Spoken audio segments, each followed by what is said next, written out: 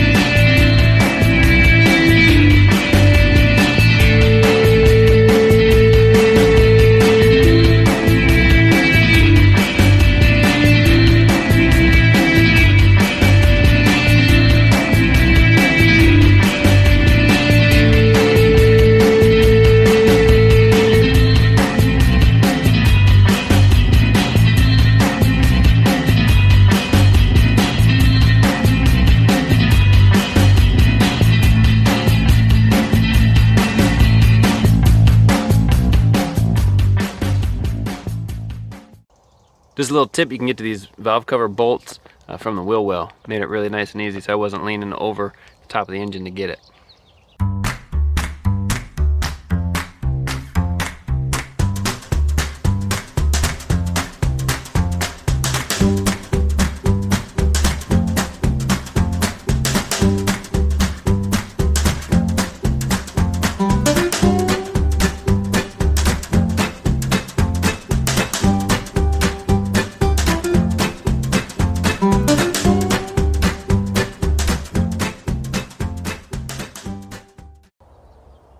All right, next to come off is the exhaust manifolds. Just the angle, it's not great for filming, so I'm just gonna buzz them off. If there's any issues or any tips or tricks or anything like that, I'll just relay them to you, but really filming's not gonna work out. So I'm gonna get those off next, and then we can take the timing off, and pretty much these heads are ready to get pulled. All right, let's do it.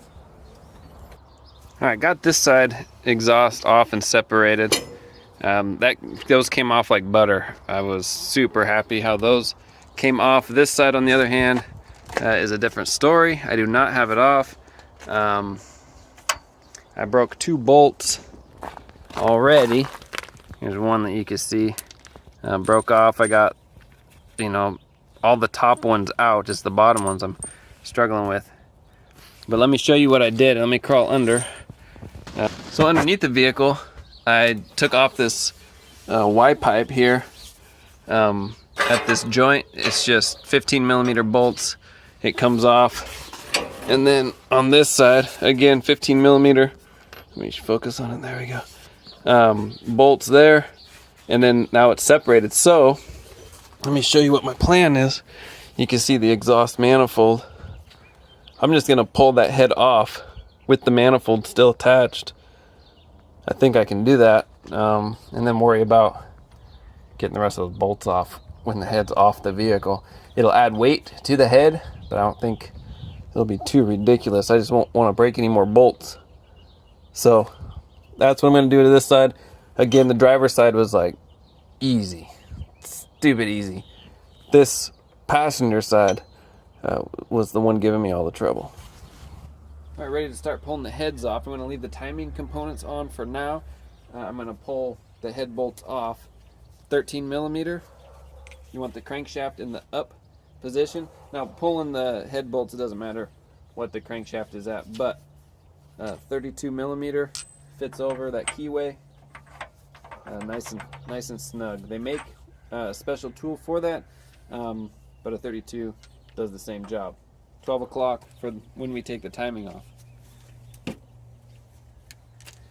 As far as the sequence of taking the head bolts off, you want to do the opposite of tightening. So I'm going to post up a picture and start at 12 to get them off. So 12, 11, 10, 9, 8, 7, 6, all the way to 1. And that'll get them off. And you just want to break them loose all the way around, and then break them loose some more all the way around, and just keep doing that. Because they're aluminum heads, we don't want any warpage or anything like that.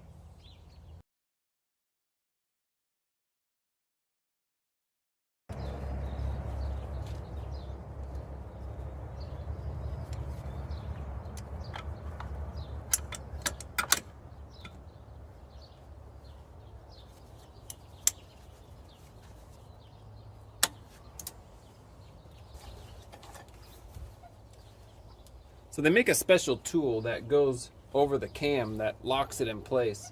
At 12 o'clock on this crank, you'll notice that this cam lobe wants to kick the cam counterclockwise. But also down the line, you'll see another cam lobe wants to kick it clockwise. So hopefully, you know, they'll cancel each other out. But these are just for a safety. So in effect, we're locking the cam so it doesn't go this way because of the vice grips on the side of the head. And we have a towel there to protect the surface. Same on this side. We have another pair of vice grips resting on this side of the head. So the cam should be locked in position. So we can go ahead and take the timing tensioner or the timing chain tensioner off. All right, you guys tipped over.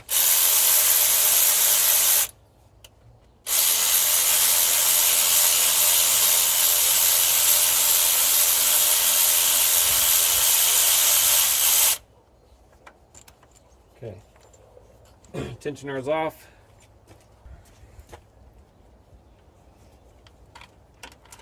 Timing guide is off.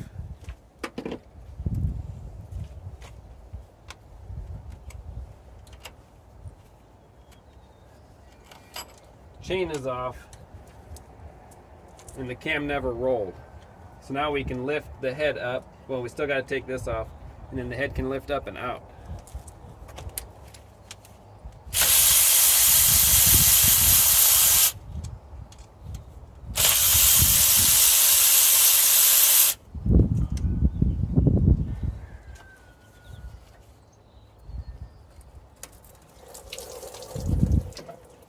A little more coolant's gonna come out.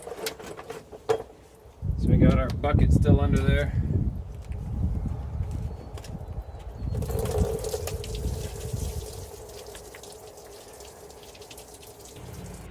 Okay, so I forgot there's a coolant passage here that's bolted to the back of the head, and the transmission dipstick is also bolted to the back of the head. But I could not get these three out there because they hit this box. So what I did was just took some baling wire and suspended them up. So they're up out of the block holes on just those back three. We'll have to keep that in mind when we put the head on, that those 3 bolts, when the head's on, you won't be able to slide them in, so we'll remember that. So I think now, finally, we're ready to pull this head off.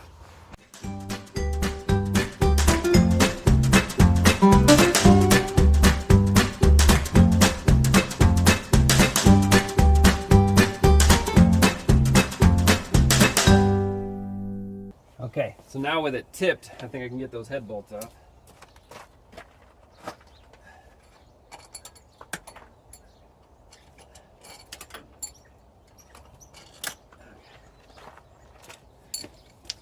Perfect. Now let's see if I'm strong enough to get it out.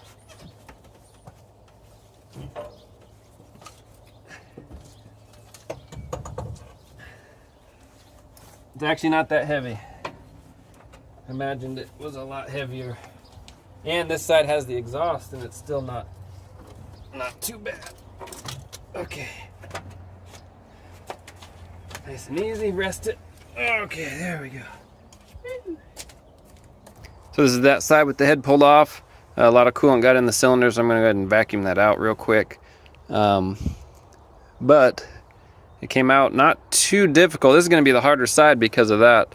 We'll have to find maybe a strategy before we put it back in, because we don't want to damage the new head gasket putting it back in. My battery's dying on my phone, so I took the other head off camera. It's basically the exact same, only a lot easier because of the amount of room you have. Now that back bolt in the corner wants to hit right here. So to get past that is you just lift the back up first, and it's able to kind of snake or slide right past it.